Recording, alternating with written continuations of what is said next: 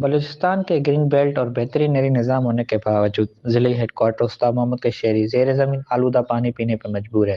شہر کے 70% لوگ پی ایچ اے کی ناقص پالیسی کی وجہ سے پینے کے پانی سے محروم ہیں۔ اور شمار خبر ہے کہ میں 6ویں مہینہ 4ویں مہینہ میں اسطیٰ محمد آف نے اور میں کو قضیہ بھی ہیں جہاں فوتگی بھی ہیں بار ہمارا تڑکھنا اب داف نے ماں اپیل کھانا صوبائی گورنمنٹ حکومت اور خدا رائے پی ایچ اے بدلی کت اور پی ایچ نہ پی ایچ اے بدلی کتا اور مار اسطیٰ محمد آفا جبکہ شہری زیر زمین آلودہ پانی مہنگے داموں خرید کر پینے پر مجبور ہیں۔ زہریلا پانی پینے کے سبب سینکڑوں شہری معدے اور جگر کی بیماریوں میں مبتلا ہو چکے ہیں۔ شہریوں کا کوئی پرسان حال نہیں۔ یک گیلن آف ہے 40 سے 50 روپے ملے گا یہ میں جو میت ہے مردم کے میرے گا ہماری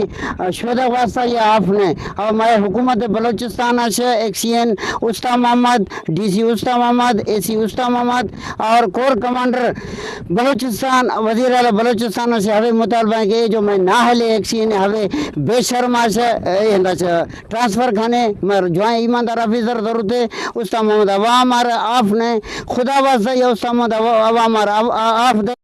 یہاں پر پانی اسطیٰ محمد سٹی میں نہیں آ رہا فیز 2 سے۔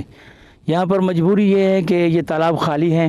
اس کو بھرنے کے لیے جو ذمہ داری ہوتی ہے وہ ایکسین اسطیٰ محمد کی ہوتی ہے۔